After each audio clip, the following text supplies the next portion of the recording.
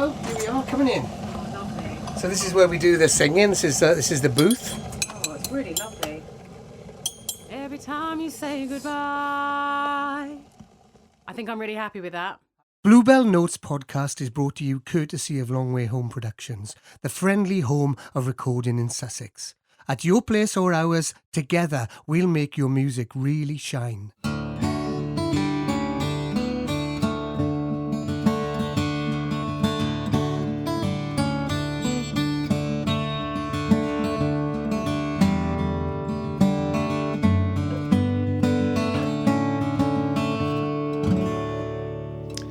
I think we need a remix of that for the offbeat. So we perhaps do, but have some drums on it or something like that. Make it beaty. Syncopated, so it's offbeat, and then that would sound perfect then.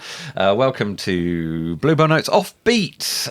This is to accompany episode 12, which was all about Donna Canale and women in music, and it's just sort of some extra bits that we've got that we didn't have time for in the main podcast that we wanted to make sure everybody got to hear. We got a much more full interview with Donna. Lots to say there. We got despite the fact that we've wrapped the microphone stands in springs somehow. Still making that noise. Well, I managed to drop my phone on the table. It's a podcast, it's fine.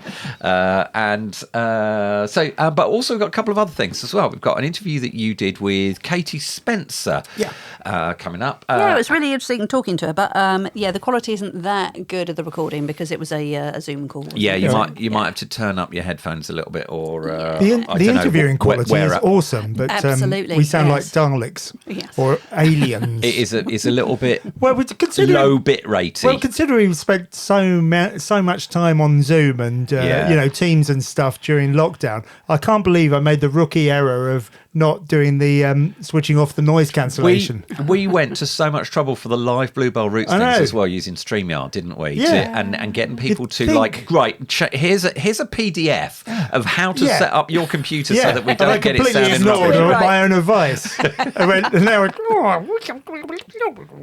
Exactly. So we'll hear from Katie Spencer. We've got a track. She sounds great, by the way. Her sound quality is fine. It's almost as if she's a professional musician or something. Do you know, but now having been doing this podcast for over a year, we should start using. There's a brilliant service actually called Riverside, which allows you to, when you record interviews like that, it records your bit at your end and their bit at their end, and then sends you their bit. Yeah. So even if there's been some dropouts while you've been recording, it'll be perfect when you actually get it. So this show is sponsored by Riverside. It isn't. Software. No, it's definitely not. It would be lovely if it was. But yes, hello Riverside. We love your software. Do you do sponsorship deals? Can't imagine that's going to happen with the number of podcasts there are. We've got live music from Bluebell Roots, from the Floor Spots, from Nigel Wesson. Yeah, that's right. And then, as I said, a much more in-depth interview with Donna.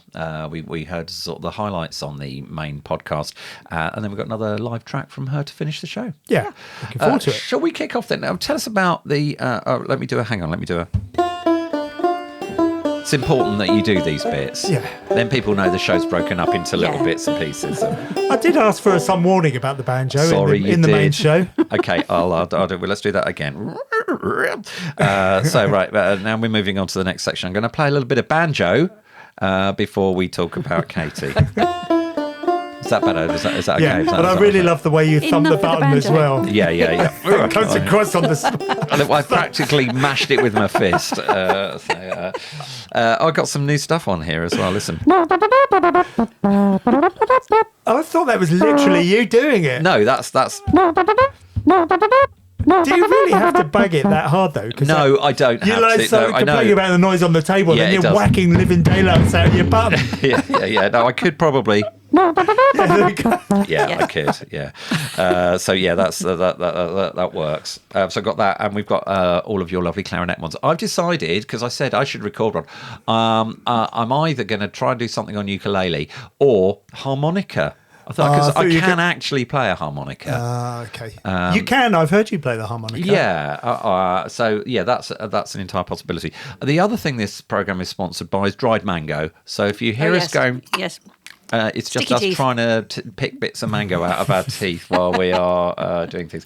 Right, Talking of ukulele, have I given you back your ukuleles yet? No, you haven't. let's have a No. look in here. No. Okay. No, that's my music. Yeah. My music corner. who Are would there any know? ukuleles? You wouldn't know whether there are any ukuleles Well, in there, there's- would you? No? But I'm pretty certain we've got two. There are of your 3 ukuleles at MacBook home. Pros in that corner. I was going to say there aren't that many musical instruments in your musical instrument. There's more sort of no, look up. birds. Yeah, I know there are guitars up there, but you've got like a telescope. telescope. You've Yeah. got Lego. MacBooks. What the hell's that thing there? That's a vocal booth. That's like a. What's sitting in the corner, buried under a load of? There's a flute on top of it in a case that belongs to Mrs. Doak, really? Elizabeth Doak, who lent me a flute and a fife because I decided fife? that's A fife? a fife is Ooh. what it's like a recorder. But you play it sideways. Exactly. Yeah. And maybe I should do a sting on one of those. I tried and tried because the idea I thought I'd try and learn how to do it, but getting that. I nearly The embouchure. passed out. Yeah, exactly. Yeah. Do they call it an embouchure? Embouchure, with yeah, a something flute. like that. Yes, that is exactly what Right. it is. Yeah, it's to do with the shape of your lips, isn't it? Yeah, and how you. I know it's to do. I know it's you need your embouchure for the trumpet and wind, do you? wind Yeah. instruments. Yeah, but I wasn't sure if it's the Used to be same able to blow thing. a If it's raspberry. called the same Oh. term for a flute. Or Now, well, look, then maybe I need one for that because in the very long. you're sort of pointing at a hip- telescope. No, You don't need an embouchure for a telescope unless you're using it wrong. Oh, depends. You've got to get your Trust eye. me. You sort of make your eye a different shape. Exactly. I do need to. But behind the telescope, there's a sort of a hippie-ish looking bag. Oh, yeah. Looks like That's actually. that's to a be fair, didgeridoo, isn't it? It is a didgeridoo. I thought yeah. it might be. I knew it was. Well, we're going to have the didgeridoo sting. aren't we? Didgeridoo in there. Yeah. Can you do the circular breathing? Yes. Yeah, but that You involves knew I could. Yeah, but that didn't involves you You- stopping talking. Yeah, it does. That's the big challenge there. That's Quick, get why the Sharon was didgeridoo out. so keen for me to buy it. And this is awful, okay, because I'm going to mention a name that is not a cool name to mention, but Rolf Harris, obviously, when we were kids, he was like a childhood icon at the Yep. time, before obviously everything that we found out about him later. And he demonstrated circular breathing on one of his Rolf Harris cartoon times with a straw and a glass of water and explained how you do it. Right. And then I learned how to do it. It's just the sort of thing that I would do. You know, like I learned how to do the Yeah. Rubik's Cube, and it's just then I learn it, and then I don't progress I any wonder how further. many kids drowned after that demonstration. I think that was at least part of why I was Yeah. prosecuted. But anyway, so, yeah, forgetting all of that, but yeah, I did learn how to do circular breathing. Anyway, what were we saying? Katie Spence, Katie Spencer, please sorry, Katie. tell us how you met and ended up organising this chat with Katie. Well, we haven't met Not in in person, person. no. yet. Encountered, should we say that? Yeah, well, It's through social media, I think. yeah, it would have been. Yeah, definitely through social media. Actually, we were going to do a gig with Katie Okay. last year. Lofty had organised a gig where we were going to be on the bill with her up at Wadhurst. Yeah. Okay. It didn't come to pass. It was a festival that a friend of ours was organising. Yeah. And it didn't go ahead for one reason or another. So we were looking forward to that. And then we were going to meet her in another festival, weren't we, in the northeast at Yes. Barfest up in Bellingham. Yeah, and then we were And then ill. we both had COVID, so that didn't happen. But through social media and through the circuit, Yep. and I've admired her. We should her explain she is an songwriting. artist, a songwriter. Yeah, Oh, yeah, she's yeah, a musician, yeah. singer-songwriter and really excellent guitarist. Yeah. And we thought she would be a really great person to speak to with regards to, women in the grassroots music, particularly in the roots music sector, and her encounters. And I'd been following her on Blue Sky, and I think on Twitter at the time. And she'd put a post on there or on Facebook or somewhere talking about an encounter that she had, which she talks about in the interview. She alludes to. And I remember seeing that and thinking, oh, it would be really nice to get her on the show. And perhaps we'll get her as a guest. As a guest, at maybe. Bluebell That'd be Roots nice, yeah. sometime. Yeah, that'd be That'd be good. really nice. So that's how we That's how we haven't met her yet, only virtually. Okay, and that's she fair agreed to come and chat to us online. Yeah, that was didn't really she? nice. Excellent. Well, let's have a listen to what you've recorded with as you said, the caveat that the recording isn't great, but it's good enough to hear, what's said. And like you say, Katie's, which is the important bit, so not to dismiss your great questions, Jim, is not quite so hot on quality. But anyway, so this is Jim's chat with Katie, Jim and Josie. You both chat, don't you, we actually, both with Katie Spencer.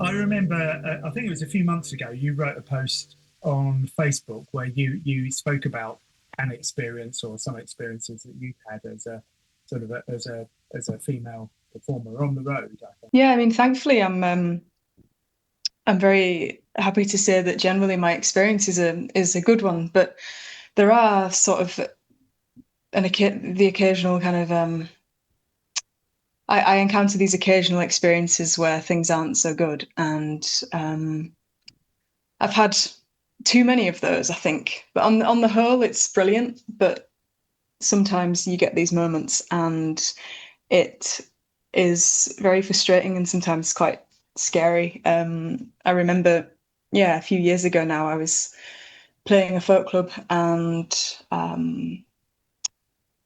I was just waiting to go on stage, had my guitar in my arms, and of course, before I go to a gig, I send out all the information about myself, everything that they could possibly need to inform people about my music if they haven't come across it before or whatever. So I sent all this stuff out, but then when I got there, I stood there with the guitar in my arms, and the MC just said, not only is she pretty, but she also sings, and then put your hands together for Katie Spencer and things like that. Although it's just a kind of fleeting comment, I mean, thankfully a few women in the audience that night sort of gasped and did kind of sort of call him out. But the classic stance in that situation for a lot of people is to just pass it off as a joke, and therefore you don't have any leverage in kind of putting your foot down and saying, no, that's wrong, and also when you're about to go on stage, it's quite an intense sort of 10 seconds, there's not much time to really think and respond, especially when there's no real reason for it, and so you don't see it coming. So I struggled to sort of respond in a way that I felt was appropriate at the time, and was kicking myself throughout the gig, and felt quite angry that I'd been kind of put in that position. And so I wanted to just write something online, which is something I very rarely do. But frankly, at that point, that was one in a very long chain of examples, and I just wanted to put it out there and say, this isn't right. And it sparked a lot of amazing conversations. It had a brilliant reaction, and I think that's the only way that change happens. And a lot of men came out and said, this is great that you've written this. Thank you. We'll bear this in mind. And that's amazing. It's brilliant. So do you think it's a generational thing? Yeah, I definitely think there's a huge element of that. And, I absolutely take that on board and realize that there is a huge difference between what, an older generation would deem acceptable. And I think that is why it's important to talk about these things, because a lot of the time, these people don't mean to be offensive or kind of inappropriate. I don't think that's the case at all. I think it's just kind of misinterpreted. And, a lot of the time I think these folks think they're kind of being complimentary or whatever. And I think that's why it's important to kindly say this isn't appropriate. And it's a difficult one, as you're saying right at the start of your gig. You want to be in the zone to be able to perform, and you can't start off with a sort of a negative feedback to something that somebody just said, can you? That's a big part of what frustrates me in all of this is from a musical perspective. I've been told more than once that I play guitar like a man, and you think, what does that mean? Can you tell me what that means? the natural assumption of a lot of people is that men are often sort of billed as these virtuoso players and instrumentalists, and then women have beautiful voices, and it frustrates me no end that that's often the reality amongst some people, and it makes me really try and work harder at what I do to be better, which is obviously a kind of a good side effect to it, but it's unnecessary. I shouldn't have to kind of have that as a response. One of the things that Donna was saying is she's found that until she could talk technically about setting up on stage, she wasn't taken very seriously. Occasion where one of the men there offered to tune the guitar for her before she went on stage. Yeah, it's outrageous, the assumptions that get made. Yeah, I can completely relate to that. I was thinking just before this call, actually, of a really stark example of that. I once played a festival in the north, and I was playing just before Chris Drever, which is amazing. And so, of course, Chris was sound checking, and he'd brought his own microphone, and it just so happened to be the same microphone as what I had brought for myself. And when it was my turn to go and sound check, I had a lot of questions about why I wanted to use it, and he was quizzing me on my kind of technical knowledge of, you know, the frequency range of this microphone and whatever else, really quizzing me and just assuming that I didn't have much kind of technical knowledge in that field. And what was amazing was Chris just immediately sort of, you know, he basically pulled him up on it. And then afterwards, Chris sort of came over and he said, "I'm sorry that you experienced that. It's frustrating that he assumed you had little, you know, less knowledge than I did because you're a woman." And I think that's a great example of, you know, if you ever hear that kind of behavior, that it's really powerful to be able to kind of say to someone, actually, that's not okay. You tour on your own as well, I guess, largely, and not everywhere we play is a lovely tourist attraction, is it? Is there things that venues and organisers can do to make everybody, not just female performers, but make them feel more comfortable and safe, do you think?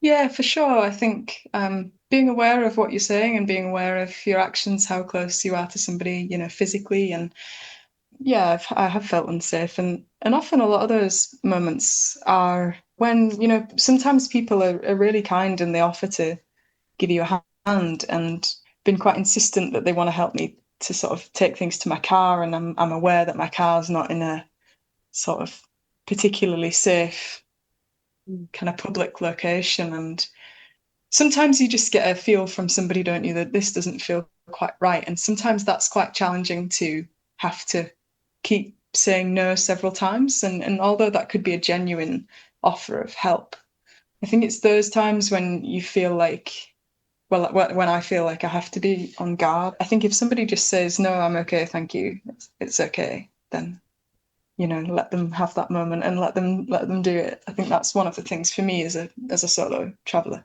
for sure. But also, I suppose, just kind of listening to things like this is really helpful, and it's great to have the chance to talk about it. So thank you so much. Because I think often it just comes back to the same thing, that folks aren't aware that something could be intimidating. As a man, you have to be aware of things I never used to think about. Just sort of walking down a road, if there's a woman who's walking in front of me, we might be the only two people in the street. I have to make myself as non-threatening as possible. And yes, you have to be aware of how other people are perceiving it. Totally, yeah. One of the other dichotomies, I suppose, in the kind of places and the gigs that we play, we build them as like an intimate gig. You put a bit of yourself out there. It's a small space. You're not apart from the audience, are you? So in a way, they feel they're getting to know you a lot more than you would be if you're on a large stage in a large theatre. But in a small venue, it's not like that, is it? Absolutely, yeah. I think people have a tendency to perhaps feel like, like they know you a lot better than they actually do, because they've spent an hour and a half with you playing music, listening to music. And it's a real tricky one, because obviously a huge part of what I enjoy about doing this is kind of meeting people who I wouldn't know otherwise and having those nice interactions. And as I said at the beginning, the majority of them are really, really lovely and great. But yeah, there is a strange kind of contradiction there. You're right, I think, about this sort of need, especially as a songwriter, to kind of be quite personal, and then you've got to it's really challenging sort of figuring out the boundaries kind of off stage and thinking, how much am I okay with this? Or, it is quite a challenge, but a lot of the time things feel pretty good now. And I think largely as well, it comes with sort of more experience of doing it and kind of understanding my own boundaries on what feels right and what feels a bit weird, and sort of avoiding that in the first place.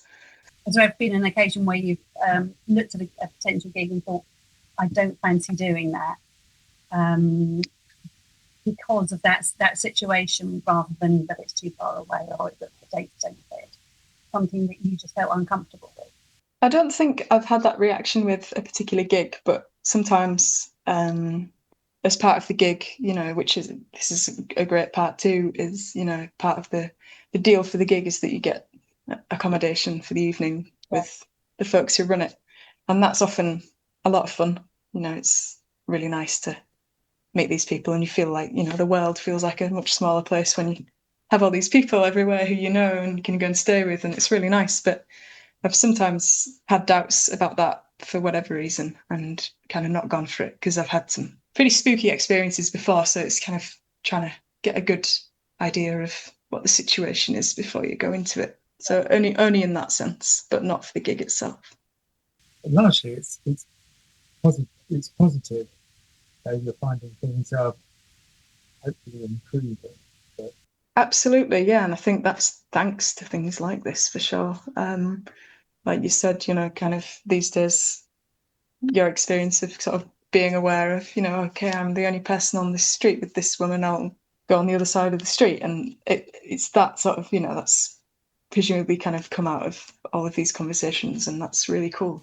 Yeah, I've noticed actually on, I've just gone on to LinkedIn again, having sort of been in the business world and come back out of it.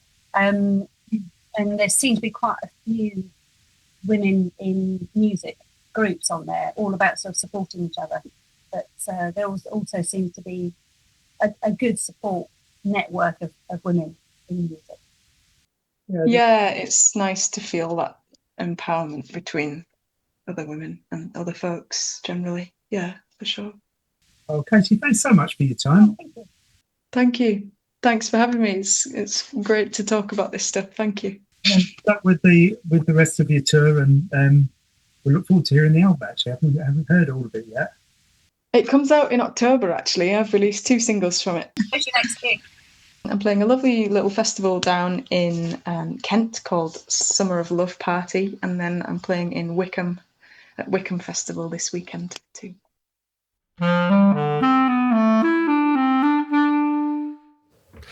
Katie Spencer and Jim and Josie hiding behind pillows, watching watching Doctor Who. I don't think there was anything wrong with the audio on that at all. We're now leaving York Station. I don't know what you're talking about. Sorry, we don't mean to detract from what is obviously very serious subject matter, but we do apologise for the quality of the audio there. But I think the important bits of what Katie was saying, in particular, came across really well, and obviously a lot of parallels with things that Donna said.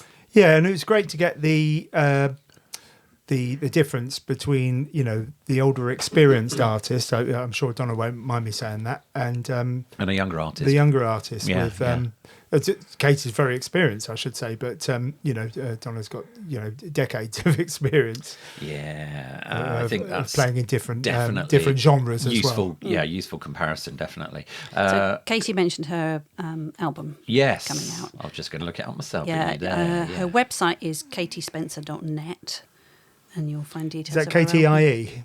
Yes.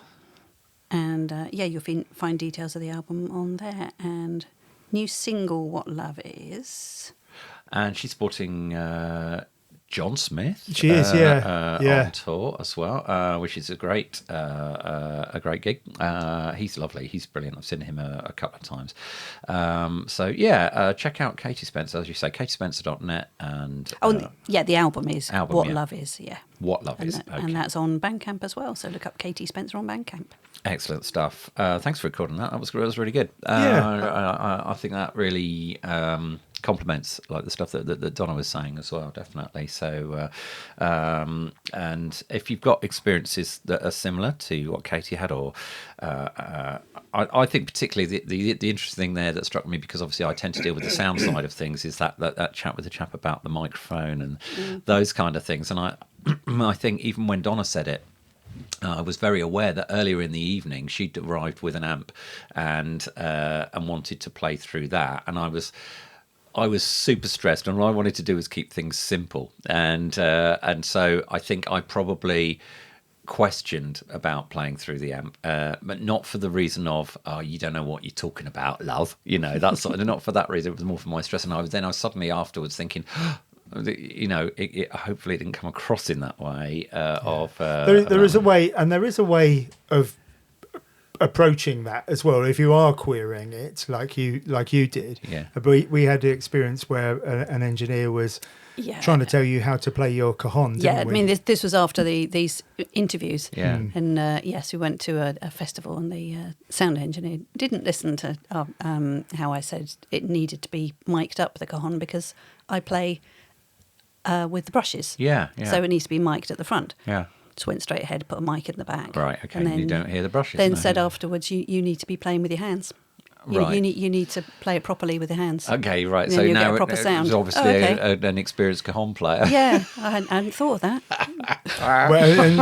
But that, I think it happens far more often than most people know. I guess because it happens on so many individual occasions, it's not necessarily collectively known, all of those things. Well, it's hard to hard to work out whether it's that was a male engineer, wasn't it? An older male sound engineer, it's fair to say, and it's hard to work out whether he's just being a bit of a know-all, and just I know best, or whether it was genuinely misogynistic. I mean, we both felt it was misogynistic. I can't imagine. Neither of us could imagine him talking to me like that. No. It might have been more along the lines of, that's an interesting and unusual way. But you know, I know. You don't know, so you know. I know that I have that tendency towards that sort of know-allness, and so I have to keep it in check. And I'm super aware of it. And actually, again, while we're talking around this, the way that a lot of these issues will be solved is by us as men solving these issues and listening to this is the problem, and then us changing to solve it. It's not for women to necessarily call it out, absolutely. Which I didn't at that time. I just got cross and walked away. But respond to it being called out, and also call out our colleagues and friends if we see them doing it. Just like I might jump into a Facebook thread and shout at a racist. We should be doing that with our friends and our colleagues and people that we work with when we see them acting just in a way that is. Yeah, you can't say that. Yeah. No, that's not that. Katie spoke about that, didn't she? Where she was talking about doing the gig with Chris. I can't remember his surname, but another artist, and they'd both taken the same type of microphone along, and the engineer was asking her all sorts of questions as to why she was using it, which she didn't for him, and which he didn't for him, and then he took the engineer to task over it, and then apologised on behalf of, and it's got to be done. I'm not sure our experience of that guy was necessarily misogynistic, because I've come across know-all sound engineers in the past who he didn't look at me then. That was nice. No, I didn't look at you.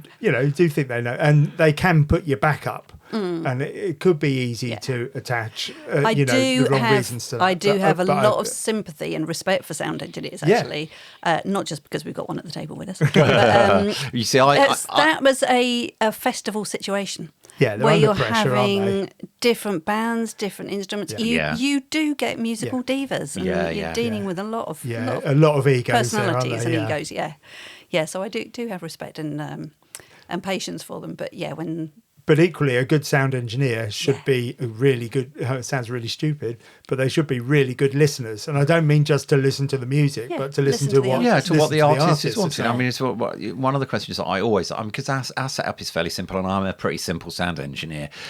In all senses of the word, simple. I think it's important that that I ask them what's their normal kind of, how do they like it EQ? Do they want some reverb on the voice, and do they want some reverb on the guitar? Rob was like that. He said, just a little reverb. Yeah, would be fine. every artist has got different obviously requirements, and everyone has got different levels of what they want. I remember someone talking about a very, very well-known artist doing a gig over in Brighton, and they said, I'm getting feedback on 200 hertz. Right. Okay. Can you roll the 200 hertz back a bit? Yeah. It's like really, really specific. Fine. Yeah. I'd love it if someone told me that, because I'm not that experienced. I think this would be a really good subject to do a whole we podcast are going off topic of it. Actually go on into the technical side of things and talk about some of the equipment PA and the different setup and stuff like that. We might have to get someone else in. I was going to say, I could share my basics. I'm thinking possibly we could get our sponsor in. That's a good potential. idea. Well, definitely on the recording side. Phil from Long Way Home Productions. Yeah. Brilliant. Well, look, again, thank you, Katie, for that. Good luck with the album launch. It's out now, and katiespencer.net is where you go to find out more about her. And as you said, Bandcamp as well, wasn't it? Bandcamp. It's usually katiespencer.bandcamp.com or something. I think it's the other way around generally. Bandcamp.katiespencer. Yeah. Are you sure? No, I'm not. But anyway, we can check no, that you're out. right. No, you're right. Actually, I think it's the person first. Yeah, it is. You're right. Anyway, talking about musicians, we have Floor Spots at Bluebell Roots before Donna Canale played, and we have a lovely track from Nigel Wesson to play for you. Yeah, Nigel's a lovely singer-songwriter from Eastbourne.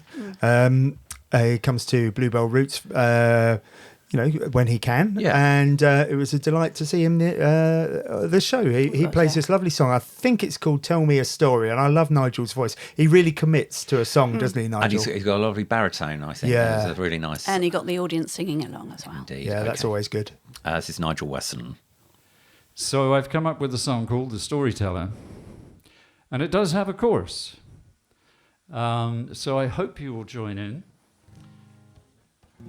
It's sing me a story. Tell me a story. Tell me a story tonight. Very simple.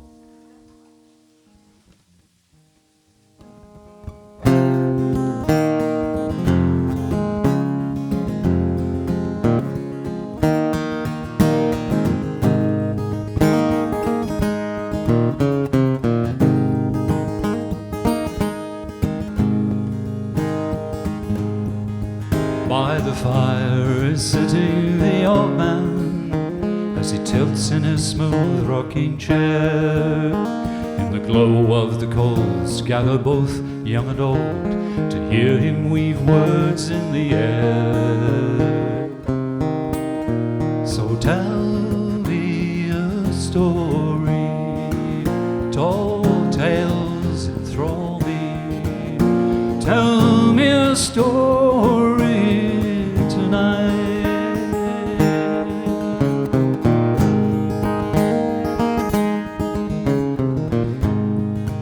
By and by, as each takes their position, relaxed in the depth of the day, the chattering ends, the stillness descends, the old man begins in this way.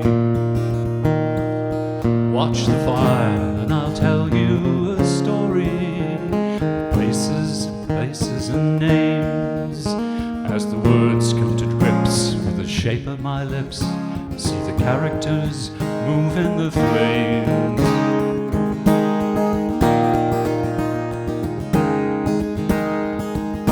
So tell me a story, tall tales enthrall me. Tell me a story tonight.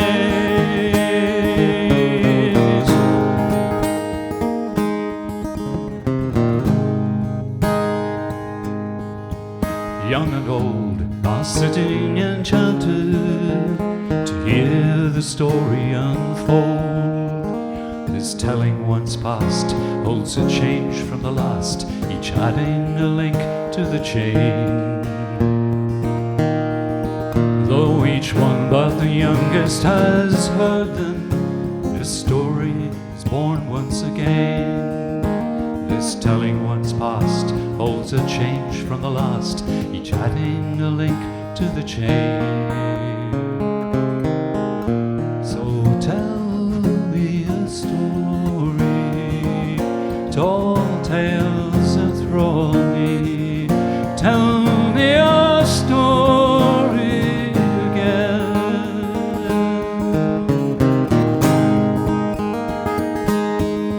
By the fire sitting the old man, as he tilts in his smooth rocking chair. In the glow of the coals gather both young and old to hear him weave words in the air.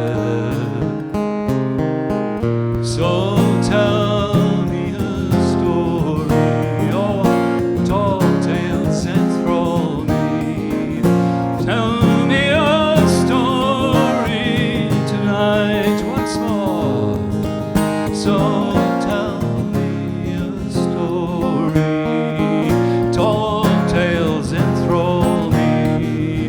Tell me a story tonight.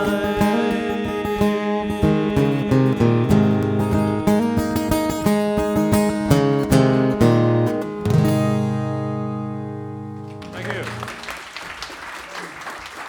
That's Nigel Wesson live at Bluebell Roots. Lovely. And if you fancy coming along to Bluebell Roots, if you like your music live, you like it local. Well, I suppose it's local wherever it is, depending on. Yeah. It's local depending on where you are. But yes, if you like a grassroots roots music acoustic kind of thing, then we do this at the Arlington Village Hall every month, and just check out Bluebell Roots Music in the Kitchen. We probably ought to change that. Is it music and a kitchen, maybe, or something like that? I don't know. Let's The not worry kitchen about part of it. it is really important, definitely. Yeah. But anyway, check it Music out on and a Facebook. kitchen. I think and a kitchen. Yeah, definitely. I think that works. So yeah, check it out to see who we got coming up, because we got Chris Cleverley for November, haven't we? We Which do. is brilliant. Tickets still available. Right. So in the main in the main episode, we talked to Donna, and we had a sort of a section of her interview, which was sort of fairly brief bit about, particularly about the topic that we're talking about women in music and her experiences as a woman. But we've got a much fuller interview with Donna for you to listen to now,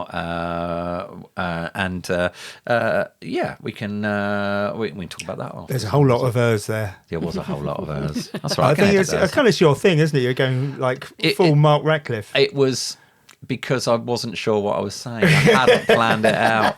Brain hadn't caught up with your voice. If anything, it proves the show's not scripted. Exactly. And this no is editing here. This is the in fact, we could some more. Beat You need episode. an button. Button, yeah. No, we've got this one. Probably the nicest noise I make with my mouth. I hope it was your mouth. Yeah. The last bit wasn't. No. Okay. All right. So let's hear from Donna anyway. In full after Bluebell Roots. The last time we were live. It wasn't the last time. It was the previous. But anyway, forget about that. This is Donna and our chat after the show. We're here with Donna Canale, who is our main guest for the evening. And have you considered writing a musical based on all of those songs? I can see it. It's so funny on that you stage. say that. I have never considered it, but you're not the first person who said that to me. I had another, I was doing something at the Balham, was that well-known venue. It's a comedy venue, and so I was Is it there. Jongleurs? No. Anyway, it'll come back to me. Yeah. See, but I was there doing some of my stuff, and the guy was saying, you know, it's a musical. You're Yeah. walking musical. Yeah. And I was there's just comedy in it embarrassed. as well. You know, there's obviously pathos, comedy. A lot It's of all pathos, there, yeah. isn't there? Yeah, Yeah. it's all there. Well, if you don't, you got to laugh sometimes. For sure. Yeah. Life can be ridiculous. But Yeah. you deliver it in that way that you're constantly apologising for it being sad or miserable, but actually it's also, there's an uplifting element to it. I think the way that it's presented. There's it's just sometimes I tend to be a room reader as an artist, and I look at a lot of people's faces, and then I start to get a little bit worried about. Oh, the resting bitch face. Yeah, the sort of the resting. And I think it's a bit of an ADHD thing, but I'm really hyper focused on what other people, what they're looking like in the gig. You're saying that about ADHD. Don't mention the ADHD No, thing. Sorry. I only recently got diagnosed, but one of the big I'm things is joking. about rejection sensitivity, and you're hyper aware of, are people liking this? Yes. You need that response from people sometimes, don't you? Need to feel like, I need some sign that it's there. But you know what? It's not strong enough to make me want to write lots of happy songs. Okay. I mean, I've got some songs that make me very happy, and actually singing some sad songs makes me very God, happy. wouldn't it be boring if every song was a happy song? I mean, It'd be like the Lego movie. You need the light and shade, don't you? You definitely do. Yeah, I think so. But I mean, life is light and shade. And, you're talking about women, and, it's quite a bumpy ride being a girl. And in this industry as well. Been in this industry for decades and decades, and it's a bumpy old road. I mean, just the content of the songs reflect the fact that it's a bumpy ride being a woman, full stop. But then you say, in the industry, there are different challenges than might face solo singer-songwriters who are male. Could you give us some sort of example of how that manifests itself? Well, I fight it a lot of the time, and I can't say that this is the women thing, but often I do find that people tend to make an assumption that I'm either I don't know what I'm doing, or I'm how can I put this without it sounding really obnoxious? Okay, so they'll do things like offer to tune up for me, or they'll offer to set up for me, or whatever, which actually is a bit of a luxury. It'd be nice, but no thanks. Perfectly capable of doing it. And also my own perception. It might be a generational thing, because young women they wield a lot more power now, but my generation, in terms of role models, there weren't so many British role models and female songwriters as there are now. But I don't know if I do it to myself, I put myself down, or whether it's because the industry tends to imagine that the men are already, I teach boys and I teach girls. And boys are fearless. Men are far, far less obviously fearful and anxious. And that's not to say they aren't. I don't want to say it's a misogynistic world. I don't want to say it's a chauvinistic world, because that's not fair. Because I've actually, over the last few years, I've been treated really nicely. But when I was in my 20s working as a singer, working with lots of bands and doing big band stuff and everything, I was very much supposed to stay in my corner. I was supposed to stay in my own box. And I think where the subtle change is now is that I don't think we have to stay in our boxes so much. The younger generation of singer-songwriter women are really punching to get out of there, and I celebrate that, because I've got 2 daughters that are trying to do that too. And you mentioned being a mum to 2 daughters. How much do you think that plays into your perception of how women are treated? It's not so much that I'm seeing them have a lot of freedom. I'm seeing them not have quite the same barriers as I have, but what the impact that they've had on me, to be honest, is not watching them and seeing what they're doing and how their generation is I have got to a point now with them being young women where I'm thinking, right, I need to set them an example, and I need to push. to show them that they need to push. But I didn't have the courage at 22. I was out working and doing things, but I didn't have quite the courage to... It was all about you've got to be perfect. One of the things, you've got to be perfect. If you're not perfect, you're not good enough, and therefore you might as well not bother. I'm inspired to do that because of the young women that I have raised. So, we've come across some misogyny, haven't we? Yes. I certainly have. Yeah, if we've arrived at a gig and Jim's been starting to get things set up, and I've tried to talk to somebody, and I was just getting nothing back at all. It was almost like, where's the bloke, love? Mm-hmm. That kind of thing. Yeah, you can have a bit of that. But the minute you start, if you do talk tech, or I think one of the things that and you play an instrument, which is great, so you've got a fair bit of musicianship under your belt, and I think, do you think that helps?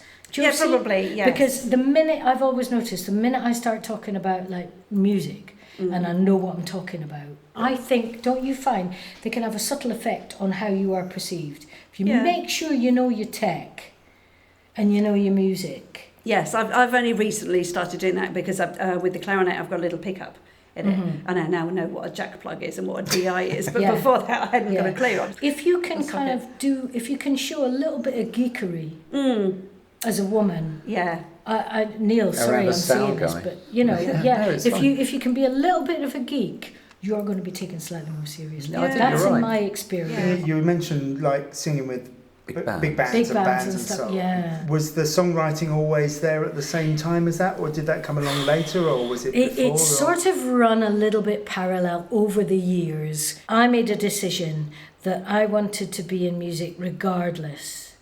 And so I would work for anybody and I would sing absolutely anything. When I was really young, I used to play piano. I had a piano in my room. I've not been taught to play piano, but I had a piano in my bedroom, and I didn't realise at the time, but I was improvising. Yeah. And I would improvise to a point where we'd get quite, well, here's a surprise, would get quite dark. And to the point where I'd spook myself and have to go back downstairs. Because, I don't like what I did there. And then I kind of ignored I wrote some lyrics to things. I was in a band when I was 16, and some of them have still going on. One's been working with Heatwave and Midshore over the years, and different. I've come across lots of different people. But anyway, I did to try and make it. I ignored myself for quite a while, and then took up songwriting again because I was collaborating with. I didn't mention him, but my first husband, who was a sweetheart. But we would write together. And we did some lovely stuff. We recorded some lovely stuff as well. But again, it kind of got shelved because I needed to make a living, and that's when I got involved in a lot of jazz, and I had studied jazz at college, and big band touring and more big band touring, and then session singing and just lots of different things. And then when I met my second husband, he was quite hard on me about stuff like that, and I lost my creativity completely. And then after we'd split up and everything, and then I thought, I'm going to buy my girls, they're going to spend their money on guitars. And I thought, well, I'd better write a song then to show them. And that's when it all started. So that was back in about 2015 or so. And so the last 10 years, it just all kind of happened. But one thing that did happen is I stopped teaching in a London music college, and I think you can genuinely give away your mojo.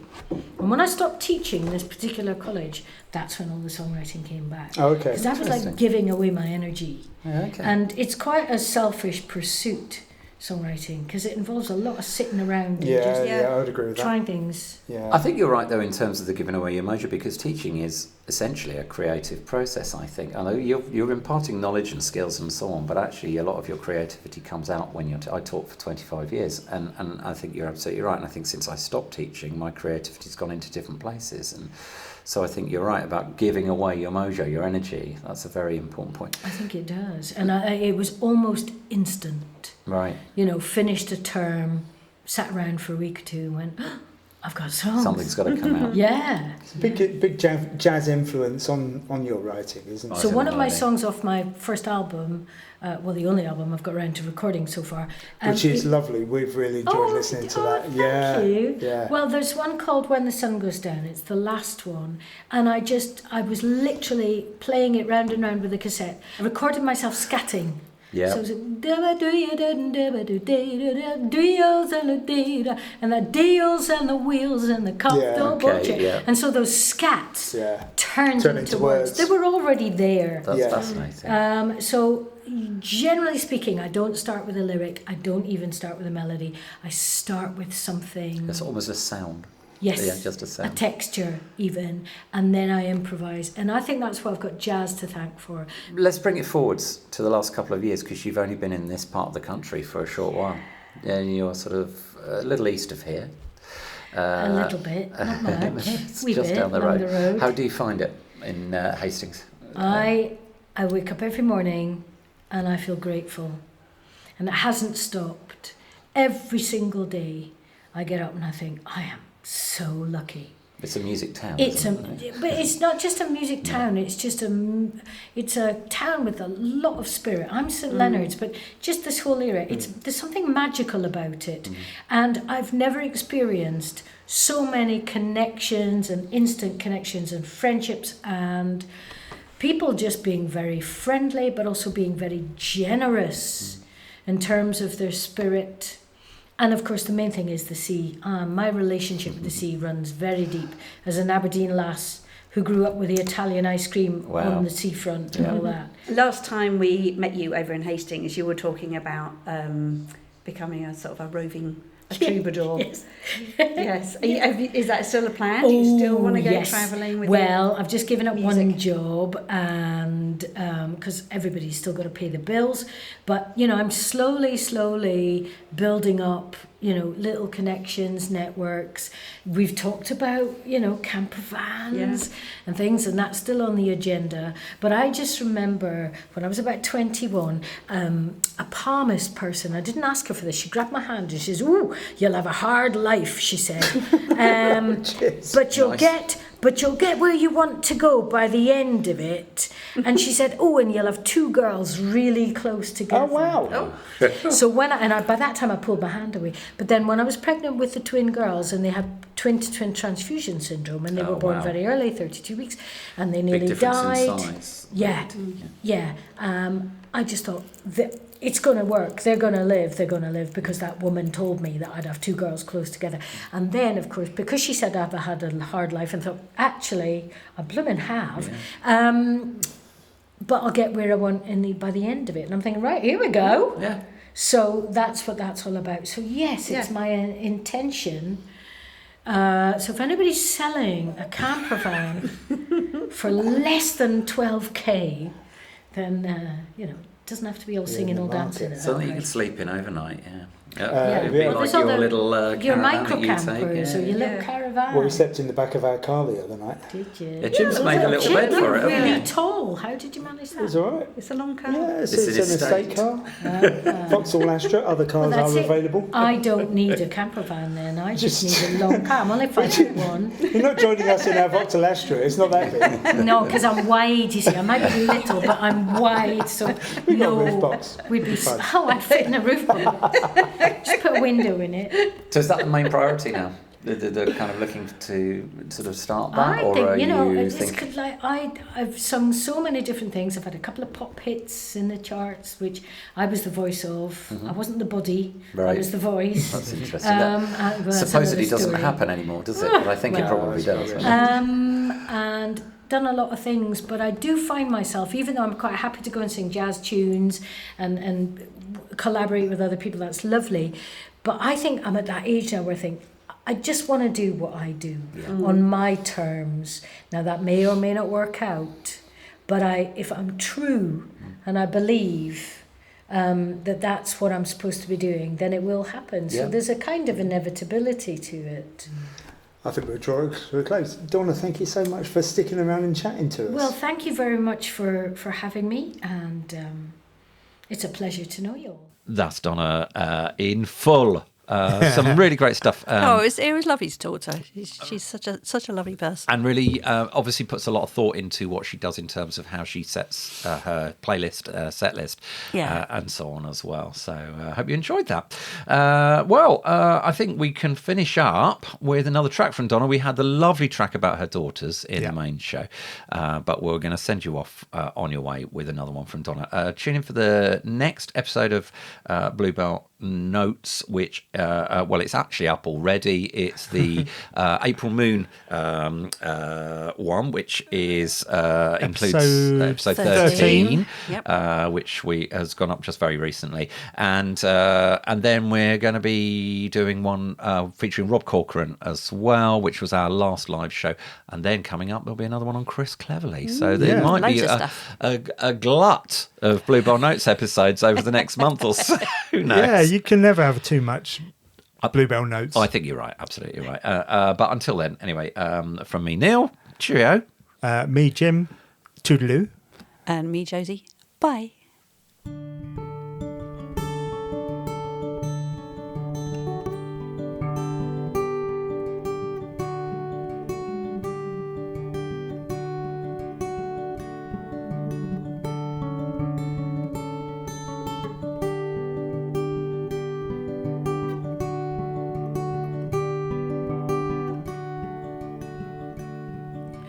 Who will care when the last tree falls? Who will know when the last one of us goes? In this heart of mine, I feel the rain is starting to fall. Will this everlasting love see us through it all? Yes, oh yes.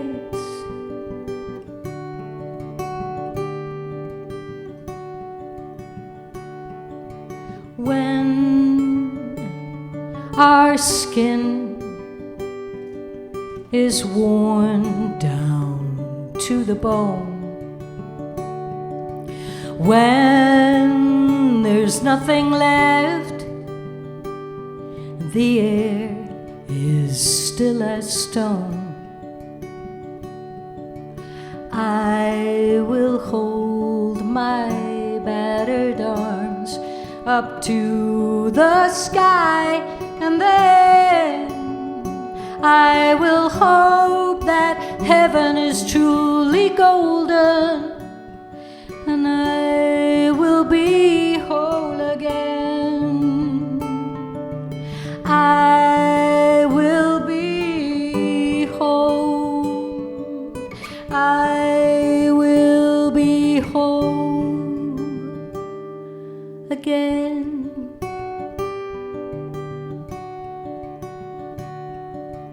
Yes, oh yes.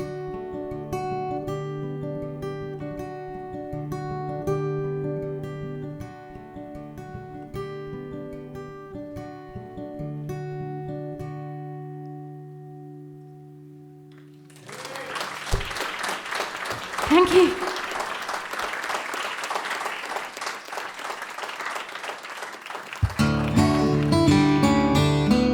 Bluebell Notes podcast was brought to you courtesy of Long Way Home Productions. At your place or ours, together we'll make your music really shine.